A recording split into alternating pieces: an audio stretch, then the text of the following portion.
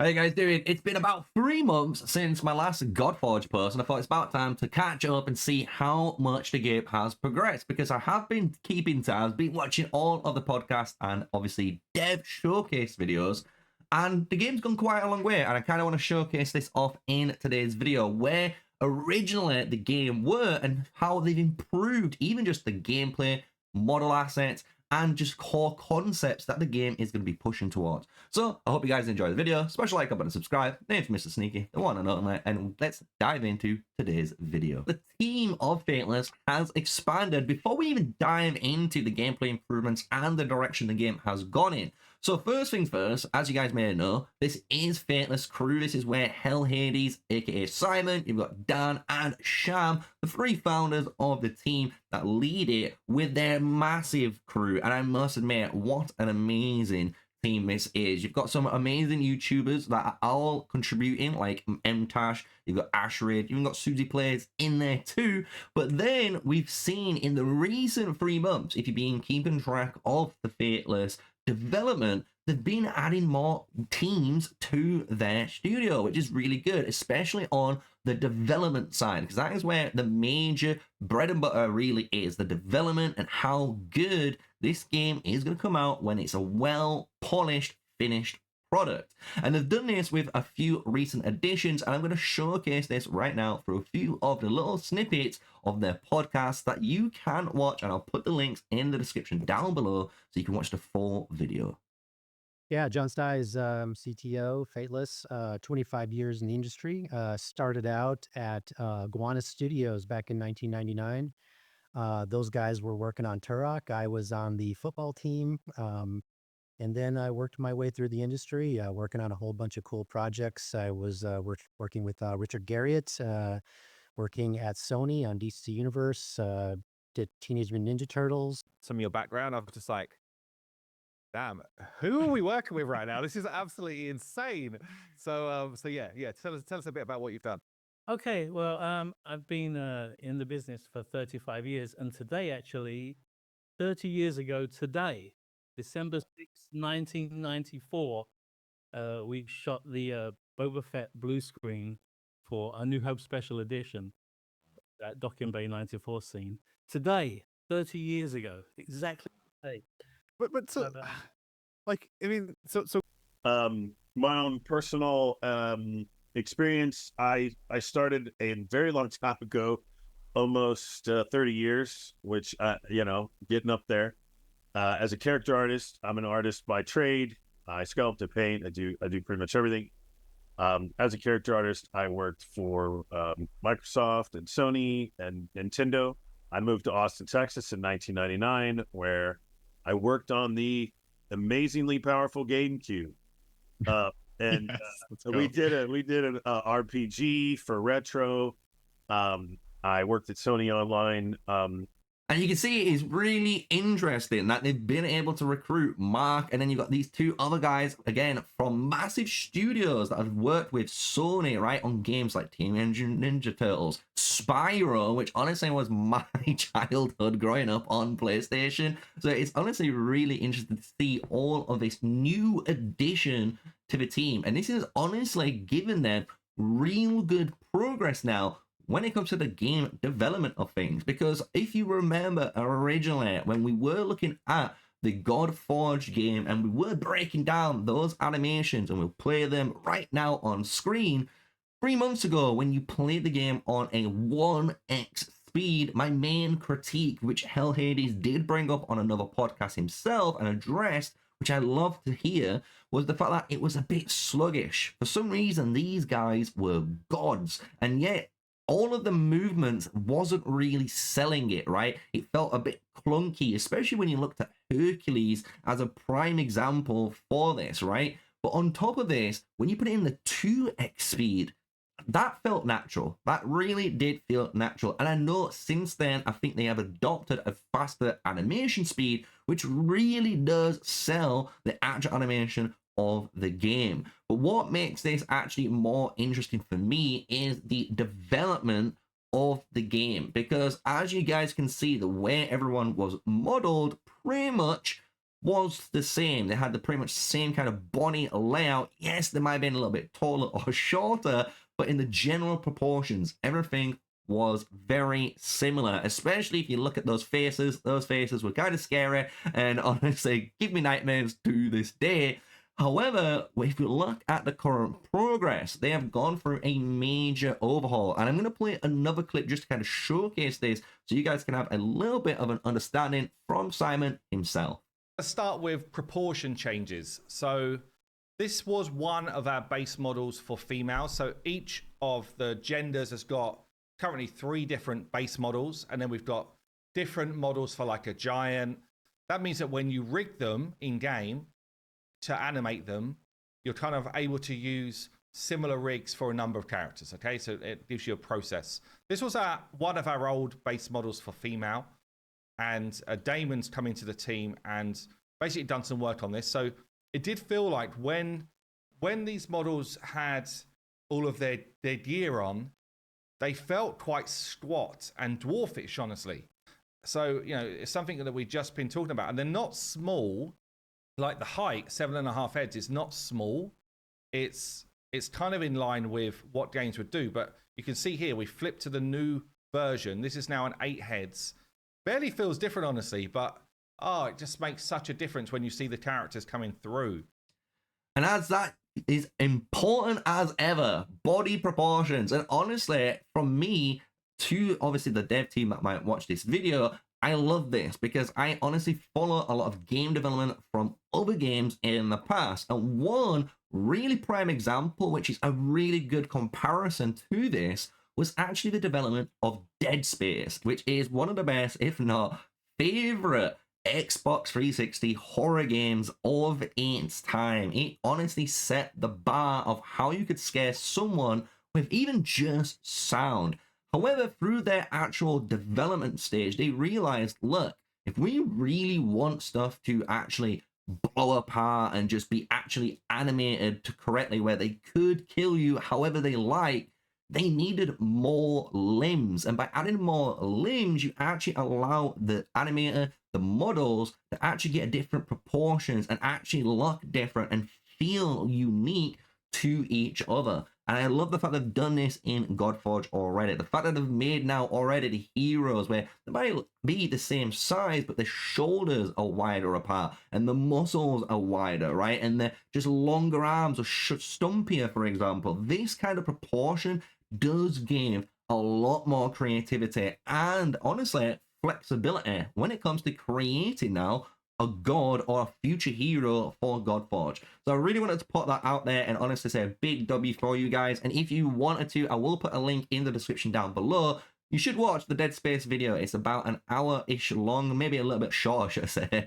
And it is really in-depth on how the game had its obstacles and how they had to create a brand new system called layers on how they would technically, you know, create things over the top of each other. First get one part working, then get the next part, then the next part, then once that all works, you know, then you can add the detailing and so forth. So it's a really interesting watch. Would recommend even you guys who are watching my video to watch it as well. So with that, let's showcase some more information now on Godforge, because to be honest, it does look good, and it does look, the more you watch and see the development of this game, even in 3 months, it has come a long way. And I'm going to showcase some information now on some latest leaks, kind of latest info on gods, factions, and stuff that, again, once 3 months ago was there, we didn't even know. So it came to a shock to me to see all of this information now available in public. So we have a bunch of new factions. Yes, you heard right. Originally, there was only around, I think, 4 to 5 factions most people knew about, which was obviously you had the Egyptian faction, you had the Norse faction, you even had the Asian, which was Kojiki faction, and then I think you had Olympia, if I remember correctly. I could be wrong. There might be one more. Someone in the comments down below can remind me. It's been a little bit of a while since we've gone on there. However, when we look at the new factions, there is over 10 of these factions, which honestly is crazy. And I actually love that for 2 things. It gives, again, a variety of heroes to play with their own unique skills to the game. It's amazing. It's amazing to do that. However, what they also have done, if you think about it, has introduced every almost culture to the game, which is honestly really good. Because the one thing I always see when we play any of these games is you typically have 3, maybe 4 types of, god reference cultures. Like the Norses are always in there, the Egyptians are always in there, right? You get what I'm saying, right? There's always those ones, but the fact that they've branched out now is crazy, and they are all on screen for you guys. As you can see, these are really impressive, and I cannot wait to see all of these in game. Again, if we look at some of the brand new models, there is so much to look at. They've showcased a brand new, obviously, the dragon for their finished kind of like boss. I believe that's going to be one of the areas that you can fight in. There's a bunch of new heroes, again, all being blasted at you at screen. So I hope you guys are enjoying kind of the whole update for this few 3 months that we've missed out on. And then on top of all of that, let's kind of talk about the game, right? Because now we kind of can see how it looks and visually what it's all about, which is great. But what does the game offer, right? Because one thing that I have noticed and I've been mainly paying attention to is what content this game offers. And I've made this really cool little animation infographic here as I speak for you guys. So what this is you've got the Godforge game, and you can see it's going to be split up into basically PvP and PvE elements. And the cool thing about the PvE and PvP elements, there's supposedly, and I hope, going to be a few different mini games or game modes that you're going to be participating in, and each of these different areas is going to be ways you can earn rewards for heroes, even earn some cosmetics in game so you can look a little bit flyer compared to your other friends that aren't playing as hard as you, right? And you can do all of this stuff, and I do like that. One good example of this, which I've always said I can't wait to see, because I am a massive, big nerd, as people may know, and I played Magic the Gathering, I've played Yu-Gi-Oh!, I've played Hearthstone, I've played all of these games, right? And draft gameplay is one of my favorites. And the fact that Hell Hades said in a podcast that they are looking at bringing this like PvP game mode where you basically are almost recruiting your heroes on a turn-by-turn play, and then maybe you fight against teams of other players, and if you hit certain brackets, maybe on your 3rd win, it lets you maybe recruit 2 new heroes and switch out 2 new heroes. So you can kind of, get your team a little bit better and a little bit more synergistic over the win period. And obviously, the better you are, the better opponents you're going to play, and the better rewards you get.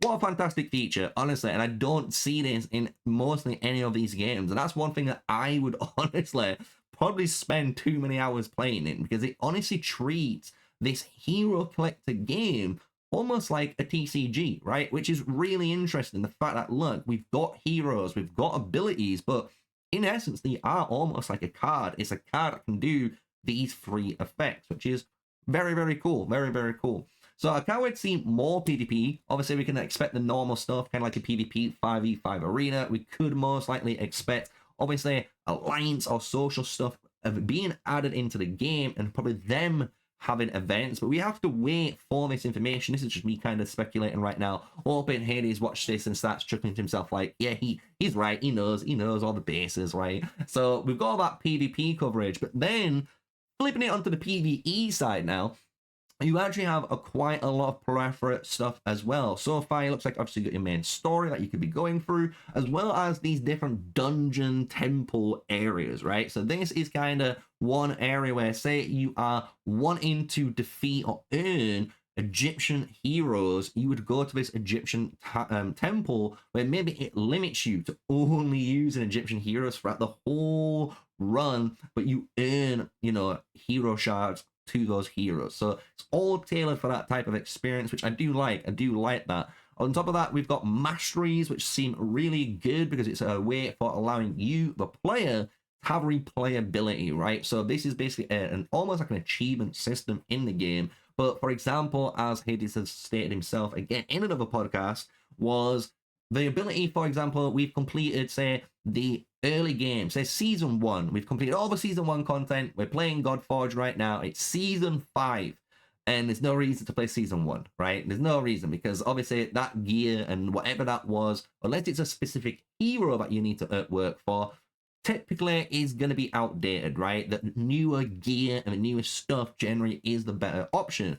But masteries allow players to go back and basically earn special achievements, special rewards for completing that mastery task that they might have set up. So I do like that. I like that. The fact that they're introducing ways of giving a player a reason to play content. 'Cause that's one of the big things I always sell on this channel is I need a reason to play your game. Even if I've done, say, most of the more normal tasks, I need something I can just sink hours into if I choose to, because obviously there's going to be days where I might only play it for 30 to an hour, right? But there's going to be other days where I want to grind 4 hours, 5, 8 hours, maybe do a 12-hour shift on the weekend. You know how it is. It happens, right? And that is one thing I think Godforge, through the podcast, if you watch any of the podcasts, guys, they have honestly done a really good job at almost accepting we know about this, and they are addressing it really well. So I cannot wait for the closed beta that's going to come out, and hopefully I get introduced into it so I can honestly do really big breakdowns and obviously find bugs within the Godforge game and post it on the channel so they can see and get new development quicker, and obviously fix the game that needs fixing. And obviously I can't wait to play the game at all. I can't wait for it to launch. So with that, that's been my 3-month update. It's been a pleasure to make this video. It's been a long time coming. I know I've been saying I'm making Godforge content. I'm sorry, Susie. I've been busy. I've been busy, girl. But we're here. And I'm going to keep trying to make some Godforge content when I can. I do have potentially a suggestion or a game mode of a boss that could come to the game, which would be really, really interesting. So with that, I'll keep you guys kind of on your toes, keep you anticipated for that future video. But until that one, I hope you guys have enjoyed it. Smash like, comment, and subscribe. Until the next one, stay safe, stay sneaky. Peace out.